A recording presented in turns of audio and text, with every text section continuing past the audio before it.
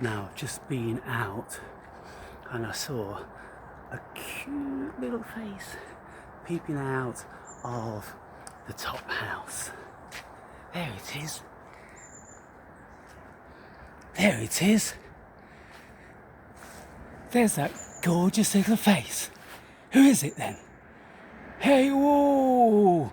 She's having a nice stretch. Hey, has she moved back into her beautiful cosy penthouse? Well, what she want? What she want? Does she want to come see Daddy? Hey, she want to come see Daddy? Come on then. There we go. Here she is. Here she is. Here she is. What's she doing? What's she doing? She's gone to the pockets. What's she got? Come up here then. Where is it? Where's your nut? Where's your nut? Hey. Giftie. What are you doing? You want to go up there, do you?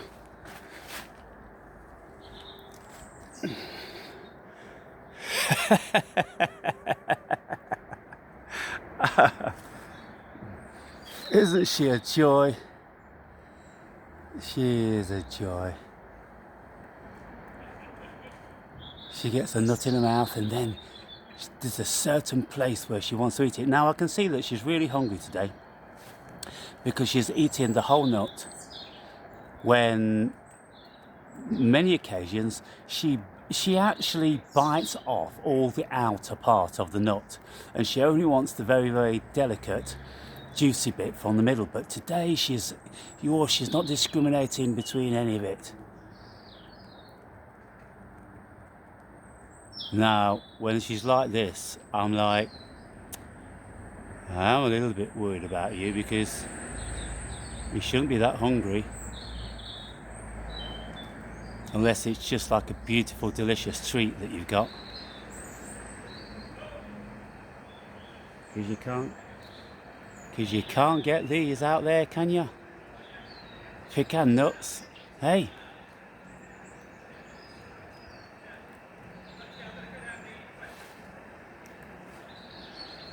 So why have you moved back into your old house?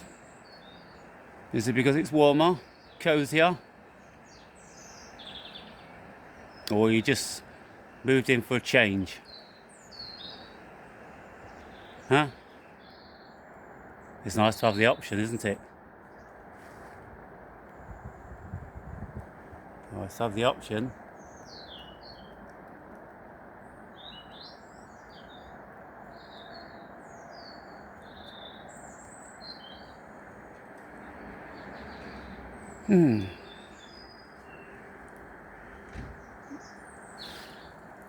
Walnut, dear.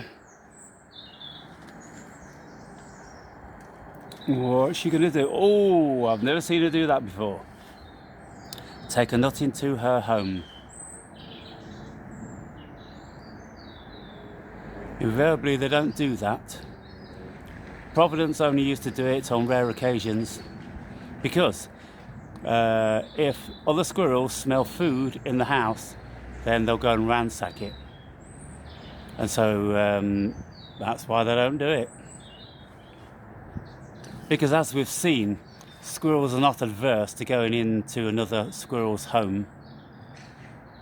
And I've seen on too many occasions when Providence did put food in her house, that the other squirrels would come about and they'd pull all the stuffing out. They wouldn't really want to go in too far. They'd go in half the way, but they'd be pulling all the stuffing out. And sometimes they'll be pulling the food out with the stuffing. Now, she's gone in there, she's eaten it in there. So she's very comfortable about that. So it's a beautiful thing that she's gone back into her original home. I'm very happy about that.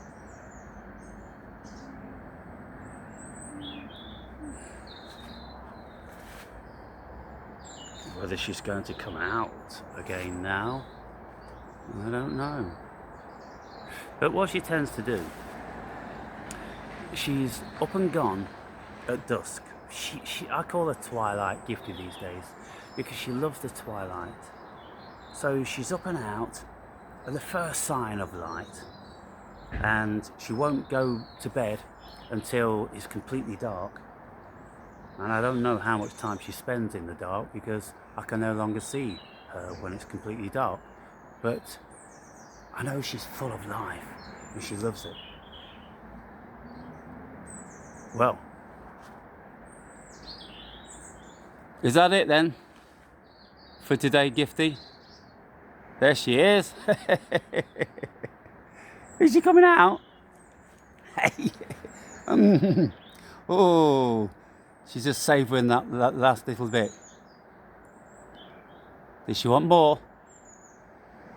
Hey? Well, come on then.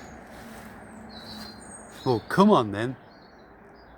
Plenty more where they came from, you know.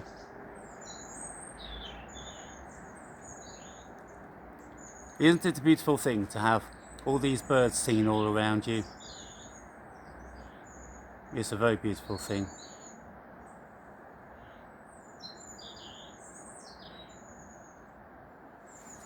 And you know, the thing is, guys and girls, you can go into woods, you can go into thick woods, and you'll barely hear a fraction of what the song you're going to get around gardens. Because around gardens you get a whole variety of birds, whereby if you go into a wood you're only going to get a couple of varieties which enjoy that habitat. But you see, birds in gardens, they've got all different sorts of trees and bushes to nest in.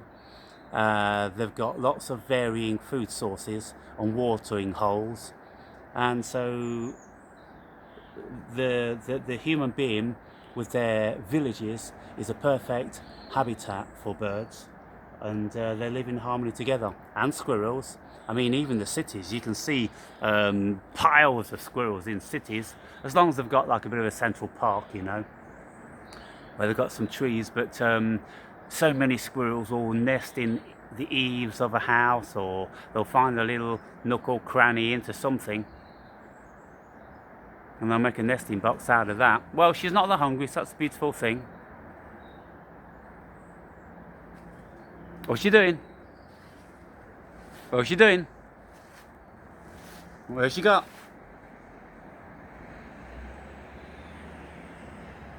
What's she playing?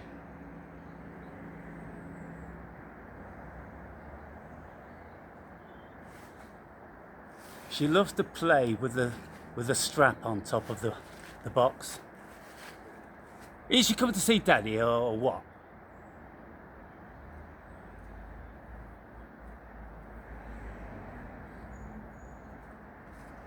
Well, she has a beautiful home in a beautiful tree, in a beautiful position. She does. She's a lucky girl.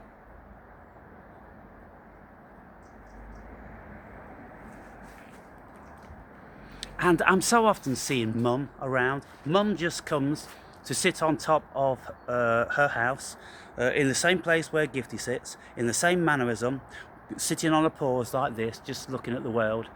Often Mum is just around, and she wouldn't have found any food there for a good 2 weeks because I don't put any food up on there anymore. But Giftie's mum likes to sit there, and she likes to have a wander around and a sniff and investigate what her daughter's doing.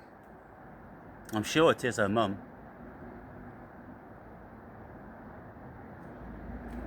Now, I have been seeing one little squirrel exactly the same size over in those big fir trees just over there, and Giftie is, oh, here she comes,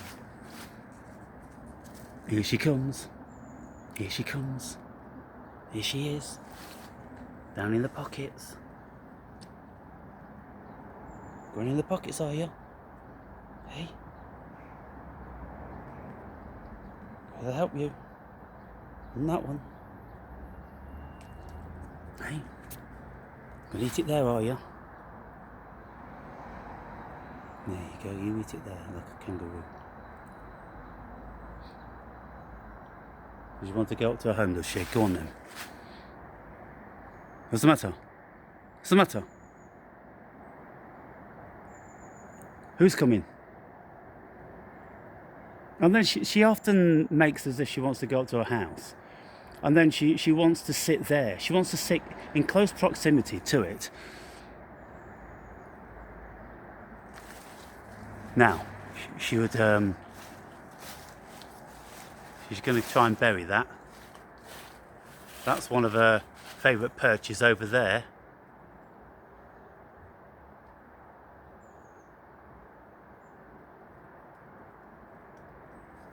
Yeah, so she's going down into the ground. And that's a beautiful garden over there.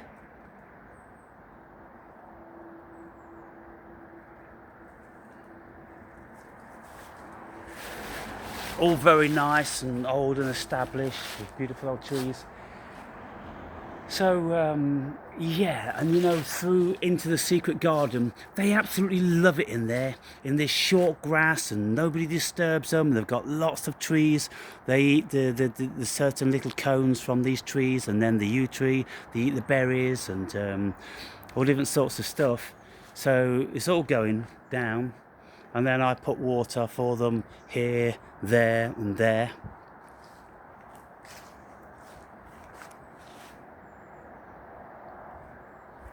So, yes, Mum, she came right down within 2 feet away from my feet yesterday, and Giftie is sitting in my hand, and they're looking at each other, and there's no problem. And then Providence's seed, I call them Providence's seed now, the twins, one of them in particular is always coming down and eating at my feet, and Providence walked down my leg to go to bury a nut. And when Giftie did, Giftie, when Giftie got on the floor, Providence's seed, she moved back 4 feet. They do that, you see. They have this respect for each other. They move out of the vicinity, so there's no confrontation, because they're not a gregarious creature. They don't flock together. They don't live together and play together, and they don't move around together unless the young ones in the first year, they do that. So whenever you see any squirrels together, you'll know that they are siblings in the first year. Well, she's gone, and she ate one nut, half of another one, and she's gone to bury the other one. So that's a beautiful thing. I'm very happy about that, as I said, because I get a little bit concerned when she's too hungry, because she's not finding enough food.